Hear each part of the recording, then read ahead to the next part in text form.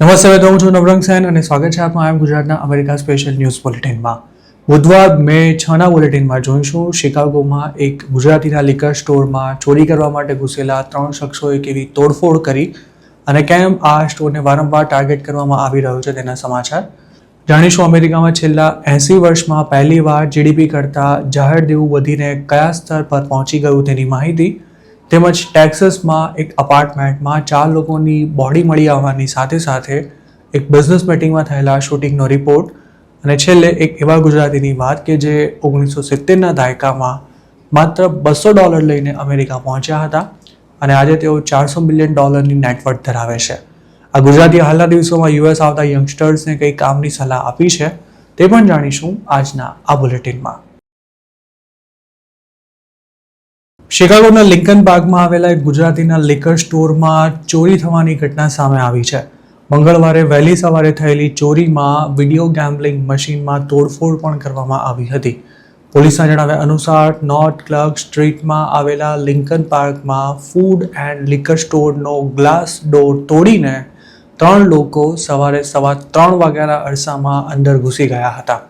ચોરીની આ ઘટના સ્ટોરમાં લાગેલા સર્વેલન્સ કેમેરામાં પણ કેપ્ચર થઈ હતી, જેમાં જોઈ શકાતું હતું કે શકમંદોએ વિડીયો ગેમ્બલિંગ મશીનની કેશ ટ્રે ખોલવા માટે હથોડાથી તેમાં તોડફોડ કરી હતી.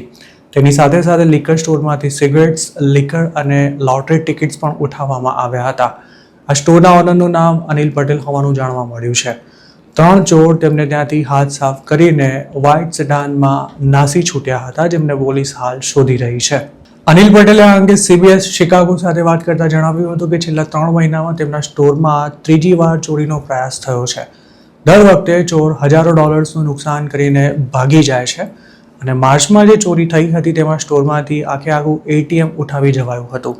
સ્ટોરના ઓનરે એવી પણ આશંકા વ્યક્ત કરી હતી કે ગેમિંગ મશીન્સને કારણે તેમના સ્ટોરને વારંવાર ટાર્ગેટ કરવામાં આવી રહ્યો હોય તેવી શક્યતા હોવાથી હવે પોતે આ મશીન્સ જ કાઢી નાખવાના છે. મંગળવારના રોજ થયેલી ચોરીમાં કેટલી કેશ કે પછી અન્ય સામાન ચોરવામાં આવ્યા હતા તેની કોઈ સ્પષ્ટ માહિતી નથી મળી શકી, પણ સ્ટોરના ઓનરનું કહેવું છે કે દર વખતની જેમ આ વખતે પણ ચોરીના પ્રયાસને કારણે ખાસું નુકસાન થયું છે. છેલ્લા કેટલાક મહિનામાં શિકાગોની આસપાસ આવેલા સબર્બ્સમાં વિડીયો ગેમ્બલિંગ મશીન્સ હોય તેવા સ્ટોર્સમાં ચોરીઓ થવાની અનેક ઘટના બની છે, જેમાં સિસરો, ઓકલોન, ડોલ્ટન, એમ્પલવુડ પાર્ક અને સાઉથ લૂપનો સમાવેશ થાય છે. સિસરો પોલીસે તો ચોરોને પકડવા માટે સ્પેશિયલ યુનિટ પણ બનાવ્યું છે, પરંતુ તેમ છતાંય ચોરીનો સિલસિલો નથી અટકી રહ્યો. આમ તો શિકાગો ક્રાઇમને કારણે કુખ્યાત છે અને આ શહેરમાં ચોરી, રોબરી કે પછી શૂટિંગની ઘટના પણ અવારનવાર બનતી જ રહે છે. જોકે ગેમ્બલિંગ મશીન્સ હોય તેવા સ્ટોર્સને ટાર્ગેટ કરવાનું ચલણ વધતા હવે શિકાગોમાં પોતાના બિઝનેસ ધરાવતા ગુજરાતીઓ માટે આ ધંધો રિસ્કી બની રહ્યો છે. સ્ટોરમાં ચોરી થાય કે પછી ચોરીના પ્રયાસ દરમિયાન કોઈ પ્રકારની ભાંગફોડ કરવામાં આવે તો ઇન્સ્યોરન્સ કંપની તરફથી તેનું વળતર મળી જતું હોય છે. જોકે વારંવાર આ પ્રકારની ઘટના બને તો ઇન્સ્યોરન્સનું પ્રીમિયમ વધી શકે છે અને બિઝનેસ પણ નાહકનો ચર્ચામાં આવી જાય છે. શિકાગો અને તેની આસપાસ આવી જેટલી પણ ચોરીઓ થઈ છે તેમાં મોટાભાગે રાતે જ સ્ટોર્સને ટાર્ગેટ કરવામાં આવ્યા હતા અને ત્યારે આ તમામ સ્ટોર્સ બંધ હતા. જોકે ધોળા દિવસે કોઈ સ્ટોરમાં ગન બતાવીને રોબરી કરવામાં આવી હોય તેવી પણ ઘણી ઘટના શિકાગોમાં બનતી રહે છે અને તેમાં કેટલાક લોકોને પોતાનો જીવ પણ ગુમાવવો પડ્યો છે. ઇલિનોયના કાયદા અનુસાર લાયસન્સ્ડ એસ્ટાબ્લિશમેન્ટમાં 6 થી 10 જેટલા ગેમિંગ મશીન્સ રાખી શકાય છે અને તેમાં પે આઉટ રેટ 80 થી 100% જેટલો રાખવો પડે છે. મતલબ કે જો કોઈ $100ની ગેમ રમે તો તેને કમસે કમ $80 પાછા મળવા જોઈએ. આ ઉપરાંત ગેમિંગ મશીન્સ કયા અવર્સમાં ઓપરેટ કરી શકાય અને એક પ્લેયર વધુમાં વધુ કેટલું રમી શકે તેને લઈને પણ કડક નિયમો છે. ગેમિંગ મશીન્સ હોય ત્યાં પૈસાની લેવડ દેવડ પણ મોટા પાયે થતી હોય છે અને પ્લેયરને કેશ મશીનમાં જ ઇન્સર્ટ કરવાની હોવાથી ચોરી કરવા આવનારા કેશ ટ્રેમાંથી પૈસા મળશે તેવું માની તેમાં તોડફોડ કરતા હોય છે. જોકે મોટાભાગના બિઝનેસ ઓનર્સ સ્ટોર બંધ કરતી વખતે જ પૈસા કાઢી લેતા હોય છે, જેથી ચોરોને કંઈ જ નથી મળતું, પણ તેમણે કરેલી તોડફોડને કારણે ઓનર્સને મોટું નુકસાન ચોક્કસ ભોગવવું પડે છે. એક સરેરાશ અમેરિકનના માથા પર જેટલા વાળ નથી તેના કરતાં વધારે તેના પર દેવું છે. અને આ દેવું તેણે નહીં પણ સરકારે કરેલું છે અને હવે તેનો કુલ આંકડો 39 ટ્રિલિયનને પાર પહોંચી ગયો છે. અમેરિકા ભલે આખી દુનિયા પર ધાક જમાવતું હોય પણ આ દેશ બિલિયન્સ નહીં પરંતુ ટ્રિલિયન્સ ઓફ ડોલર્સના દેવામાં ડૂબેલો છે તે પણ એક હકીકત છે. એપ્રિલ 2026ના અંત સુધીમાં અમેરિકાનું જાહેર દેવું $31.27 ટ્રિલિયન નોંધાયું હતું, જ્યારે એપ્રિલ 2025થી માર્ચ 2026ના ગાળામાં દેશની જીડીપી $31.22 ટ્રિલિયન રહી હતી. મતલબ કે હવે અમેરિકાનું જાહેર દેવું દેશની જીડીપી કરતાં પણ વધી ગયું છે અને કોવિડ પેન્ડેમિકને બાદ કરતાં સેકન્ડ વર્લ્ડ વોર પછી પહેલીવાર આ સ્થિતિ સર્જાઈ છે, જ્યારે ગ્રોસ ડેટ એટલે કે કુલ દેવું હાલ $39 ટ્રિલિયન પર પહોંચ્યું છે. મહત્વની વાત એ છે કે સેકન્ડ વર્લ્ડ વોરમાં સરકારના ખર્ચામાં વધારો થતાં દેવું વધ્યું હતું, જ્યારે હાલ ટ્રમ્પે ટેક્સમાં મૂકેલા કાપની સાથે સાથે વ્યાજના દરમાં થયેલા વધારાને કારણે યુએસનું દેવું વધી ગયું છે. અમેરિકાની સરકારના માથે જેટલું દેવું છે તેનું તેને વ્યાજ પણ ચૂકવવું પડે છે અને બોન્ડ yieldવધે તો દેવાની ચૂકવણી પણ મોંઘી થઈ જાય છે. આ જ કારણસર સરકારનો ખર્ચો વધી ગયો છે. આ ઉપરાંત અમેરિકાની વસ્તી હવે ઘરડી થઈ રહી હોવાથી મેડિકેર અને સોશિયલ સિક્યોરિટીના ખર્ચામાં પણ જંગી વધારો થઈ રહ્યો છે, જ્યારે તેની સામે સરકારની આવક એટલી નથી વધી રહી. યુએસ પર હાલ જે $31 ટ્રિલિયન પબ્લિક ડેટ છે તેમાં બિઝનેસીસ, ઇન્ડિવિજ્યુઅલ્સ, સ્ટેટ અને લોકલ ગવર્મેન્ટ તેમજ ફોરેન કન્ટ્રીઝ પાસેથી પ્રાપ્ત કરાયેલા દેવાનો સમાવેશ થાય છે, જ્યારે અમેરિકાના કુલ દેવાનો આંકડો હાલ $39 ટ્રિલિયન સુધી પહોંચ્યો છે. અમેરિકાના માથે દેવાનો બોજ જેમ જેમ વધી રહ્યો છે તેમ તેમ ફેડરલ ઇન્ટરેસ્ટ પેમેન્ટ પણ વધી રહ્યું છે અને હવે એવી સ્થિતિ આવી પડી છે કે દેશના નેશનલ ડિફેન્સ અને મેડિકેર પાછળ કરાતા ખર્ચ કરતાં વધારે રકમ દેવું ચૂકતે કરવામાં વપરાઈ રહી છે. એક્સપર્ટ્સનું માનીએ તો અમેરિકાની સરકાર હાલ દર વર્ષે $1 ટ્રિલિયન માત્ર વ્યાજ ચૂકવવામાં ખર્ચી રહી છે, જેના કારણે આવનારા વર્ષોમાં મિલિટરી, ઇન્ફ્રાસ્ટ્રક્ચર, એજ્યુકેશન અને મેડિકેર માટે ફાળવવામાં આવેલી રકમમાં કાપ મૂકવાની ફરજ પડે તેવી સ્થિતિ પણ સર્જાઈ શકે છે. 2008-9માં અમેરિકામાં મંદી આવી ત્યારે તેના માથે $5 ટ્રિલિયન દેવું હતું.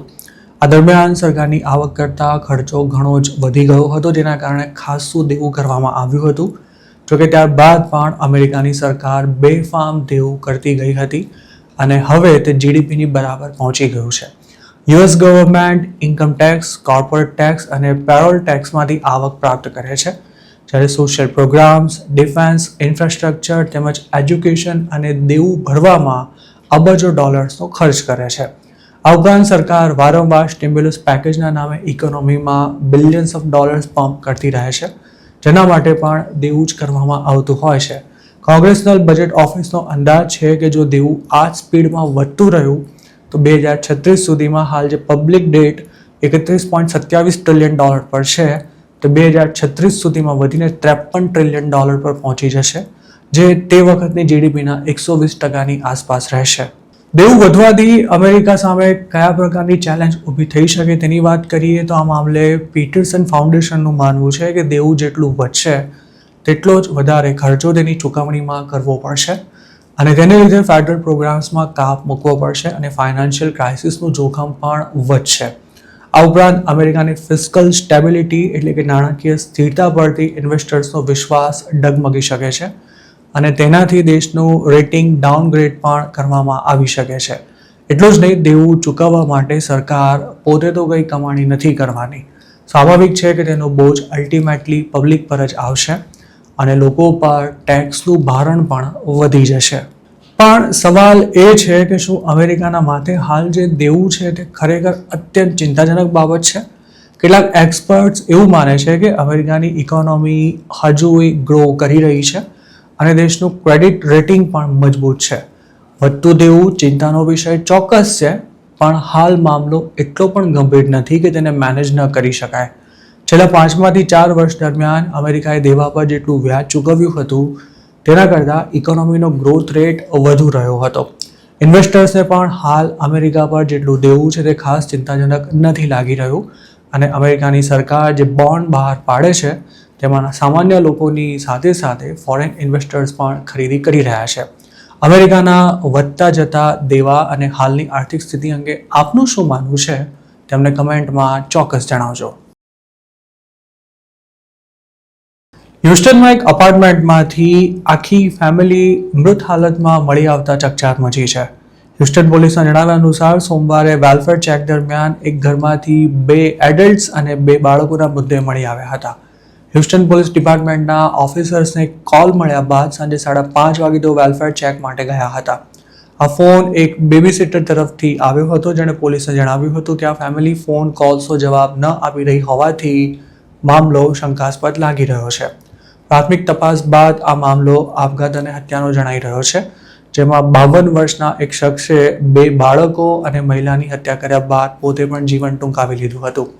મૃતક બાળકોમાં છોકરીની ઉંમર 8 વર્ષ અને છોકરાની ઉંમર 4 વર્ષ જણાવાઈ છે, પણ પોલીસે હજુ સુધી મૃતકોની ઓળખ જાહેર નથી કરી. ટેક્સાસના જ કેરલ્ટનમાં બનેલી અન્ય એક ઘટનામાં મંગળવારના રોજ એક શખ્સે 5 લોકોને ગોળી મારી દીધી હતી, જેમાંથી 2 લોકોના મોત થઈ ગયા હતા. એક બિઝનેસ મીટિંગ દરમિયાન આ ફાયરિંગ થયું હતું. કેરલ્ટન પોલીસ ડિપાર્ટમેન્ટના જણાવ્યા અનુસાર બપોરે 1 વાગે કોરિયા ટાઉન તરીકે ઓળખાતા એરિયામાં શૂટિંગ થયું હતું, જેમાં શકમનની ઓળખ 69 વર્ષના સેઉંગ હેંગ હો તરીકે કરવામાં આવી હતી, જેને ક્રાઇમ સીન પરથી જ અરેસ્ટ કરી લેવાયો હતો. જોકે જે મીટિંગમાં આ શૂટિંગ થયું હતું તે શેના માટે મળી હતી અને શૂટિંગ પાછળનો મોટિવ શું હતો તે જાણવા માટે હાલ તપાસ ચાલી રહી છે. આ કેસના ઇન્વેસ્ટિગેશનમાં FBI સહિતની એજન્સીઝને પણ ઇન્વોલ્વ કરવામાં આવી છે. આ 2 ઘટના સિવાય ટેક્સાસ મેક્સિકો બોર્ડર પરથી એક મહિલા પાસેથી $2.72 લાખ કેશ મળ્યા હોવાનું CBPએ જણાવ્યું છે. લોયદો પોર્ટ ઓફ એન્ટ્રી પર વ્હીકલ ઇન્સ્પેક્શન દરમિયાન એપ્રિલ 21ના રોજ આ કેશ મળી આવી હતી, જેની જાણકારી મે 5ના રોજ સાર્વજનિક કરાઈ હતી.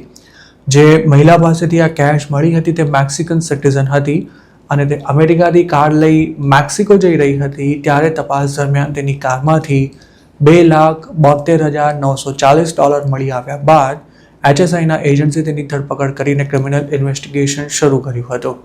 અમેરિકાના કાયદા અનુસાર $10,000 જેટલી રકમ લઈને દેશની બહાર જવું કે અંદર આવવું ગુનો નથી, પણ જો તેનાથી વધુ રકમને ડિક્લેર કર્યા વિના જ અમેરિકામાં લાવવા અથવા લઈ જવામાં આવે તો કેશ જપ્ત કરવાની સાથે તેના કેરિયરની પણ ધરપકડ કરવામાં આવે છે.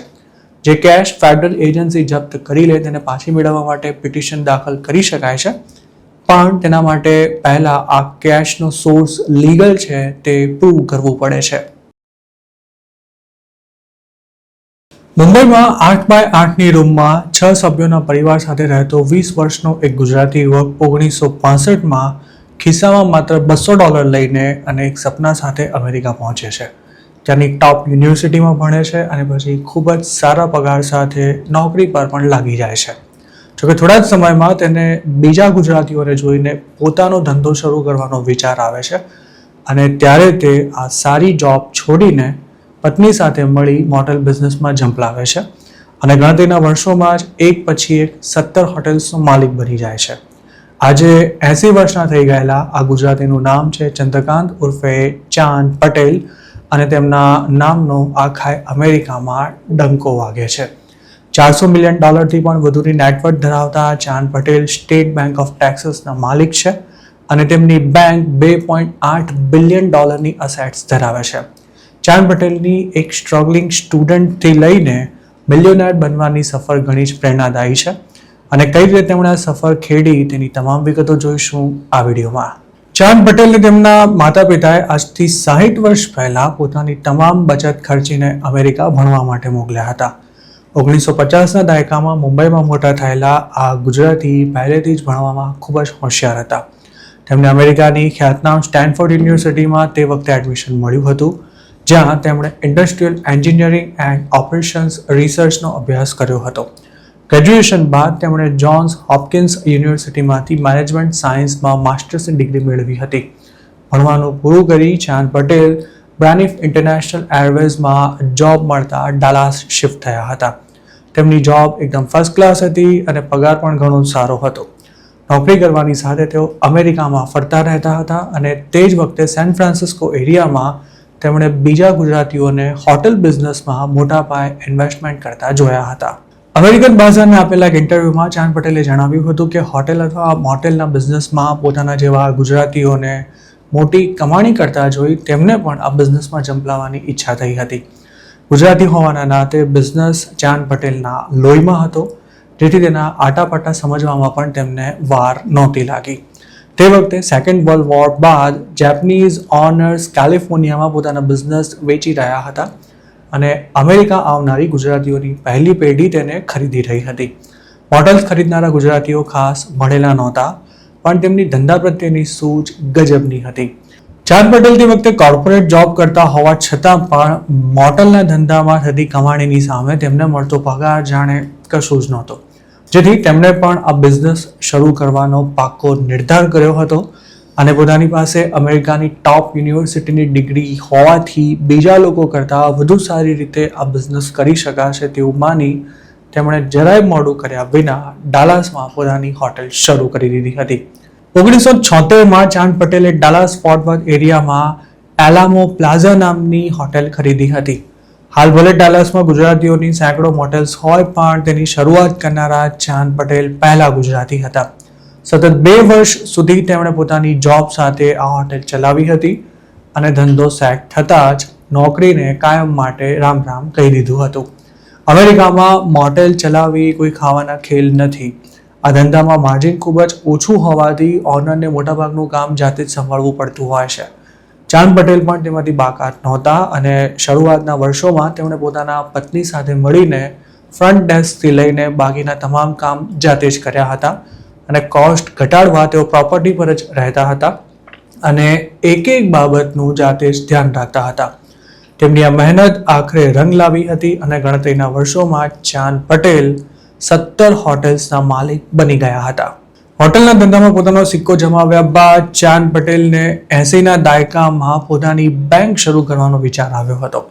થયું કંઈક એવું હતું કે તેમના બેંક મેનેજર દોસ્તે તેમને કોઈ હોટેલ ઓનરની કાર લોન એપ્લિકેશનમાં કો સિગ્નેચરી બનવા માટે ફોન કર્યો હતો. ચાંદ પટેલે તે મેનેજરને એવું પૂછ્યું હતું કે આમાં તેમની શું જરૂર છે, કારણ કે લોન માટે અપ્લાય કરનારો આર્થિક રીતે મજબૂત છે અને એક પ્રામાણિક બિઝનેસમેન પણ છે. જોકે બેંક મેનેજરે તેમને એવું સમજાવ્યું હતું કે ગુજરાતીઓ મોટાભાગની ડીલ્સ કેશમાં કરતા હોવાથી તેમના ક્રેડિટ રિપોર્ટમાં કશું હોતું જ નથી. આ વાત જાણ્યા બાદ ચાંદ પટેલે લોકોની જરૂરિયાતો સમજીને તેમને તે અનુસાર સર્વિસ આપી શકાય તેવી બેંક શરૂ કરવાનું નક્કી કર્યું હતું. જોકે તેના માટે $2 મિલિયન જરૂર હતી. ચાંદ પટેલે પોતાની રીતે $1 મિલિયન ભેગા કરી લીધા હતા અને બાકીની રકમ માટે તેમણે સમાજના લોકોનો સંપર્ક કરી દરેકને $1 લાખ રોકવા માટે આગ્રહ કરતા બિઝનેસમાં પાર્ટનરશિપની ઓફર કરી હતી. આ પ્રયાસો બાદ આખરે 1986માં સ્ટેટ બેંક ઓફ ડાલાસની સ્થાપના કરાઈ હતી. ચાંદ પટેલ સ્વીકારે છે કે તેમને બેન્કિંગના ધંધાનો તે વખતે કોઈ ખાસ અનુભવ નહોતો, પણ નવું શીખવાની પૂરી તૈયારી હતી. તેમણે બેંક મેનેજરને હાયર કર્યો હતો અને ધીરે ધીરે નવો બિઝનેસ પણ મજબૂત થવા લાગ્યો હતો. આજે ચાંદ પટેલ સમગ્ર અમેરિકામાં ડઝનબંધ હોટેલ્સ ધરાવે છે અને તેમની સ્ટેટ બેંક ઓફ ટેક્સાસ અમેરિકાની ટોપ પરફોર્મિંગ કોમ્યુનિટી બેંક્સમાંની એક છે, જેની અસેટ વેલ્યુ $10 બિલિયન જેટલી થાય છે તેવું ટેક્સાસ બેન્કર એસોસિએશનનું કહેવું છે. તેમના બંને દીકરા સુશીલ અને રાજન પણ તેમની સાથે જ બિઝનેસમાં સંકળાયેલા છે. અમેરિકા આવતા યંગ ઇમિગ્રન્ટ્સને સલાહ આપતા ચાંદ પટેલે જણાવ્યું હતું કે નોકરી કરવા કરતાં પોતાનો ધંધો શરૂ કરવા પર વધુ ધ્યાન આપજો. તેની શરૂઆત ભલે નાની હોય, પણ મહેનત ચાલુ રાખશો તો એકને એક દિવસ તેનું ફળ ચોક્કસ મળશે. પેન્સિલ્વેનિયાના પિટ્સબર્ગમાં મંગળવાર તારીખ મે 5ના રોજ સવારે આઈસ દ્વારા કરવામાં આવેલી રેડમાં 6 લોકોની ધરપકડ કરવામાં આવી છે. સવારે 8 વાગે થયેલી આ રેડમાં ઓકે સર્વિસ નામના બિઝનેસ પર આઈસના એજન્ટ્સ ત્રાટક્યા હતા. એજન્ટ્સે જોતા જ ધરપકડથી બચવા માટે વર્કર્સે દોડધામ કરી મૂકી હતી અને આ સમગ્ર ઘટનાનો વિડીયો સીસીટીવી કેમેરામાં કેપ્ચર થઈ ગયો હતો. બિઝનેસના ઓનર ઓમર મિલાને આ અંગે મીડિયા સાથે વાત કરતા જણાવ્યું હતું કે રેડ થઈ ત્યારે પોતે બિઝનેસ પર હાજર નહોતો, પણ તેની માહિતી મળતા જ તે પહોંચ્યો. ત્યાં સુધીમાં તેના 6 એમ્પ્લોઈઝને અરેસ્ટ કરી લેવાયા હતા. જોકે જે 6 લોકોને અરેસ્ટ કરાયા હતા તેમાંથી 3ને થોડા જ સમયમાં રિલીઝ કરી દેવાયા હતા. બિઝનેસ ઓનરનું કહેવું છે કે તેના દરેક એમ્પ્લોય પાસે પેપર્સ હતા અને એક વર્કર તો ગ્રીન કાર્ડ હોલ્ડર પણ હતો. જો કે આ રેડમાં પકડાયેલા લોકોમાંથી કોઈ ક્રિમિનલ રેકોર્ડ ધરાવે છે કે નહીં, તેમજ તેમના નામના વોરંટ હતા કે નહીં, તેની આઈસ દ્વારા હજુ સુધી કોઈ ચોખવટ કરવામાં નથી આવી. તો મિત્રો, આ હતા અમેરિકાના આજના મુખ્ય સમાચાર. આપને જો મારી રજૂઆત પસંદ આવી હોય તો આ વિડીયોને લાઇક અને શેર કરવાનું, તેમજ આઈ એમ ગુજરાતની યુટ્યુબ ચેનલને સબસ્ક્રાઇબ કરવાનું ભૂલશો નહીં, કારણ કે આ ચેનલ પર આપને મળશે અમેરિકામાં રહેતા ગુજરાતીઓ માટેના તમામ મહત્વના સમાચાર, અને તે પણ આપની પોતાની ભાષામાં. આપ જો મારી સાથે કોઈ ટિપ શેર કરવા માંગતા હો તો હાલ સ્ક્રીન પર દેખાયેલા વોટ્સએપ નંબર પર પણ અમારો સંપર્ક કરી શકો છો. આપની ઓળખ ગુપ્ત રાખવામાં આવશે.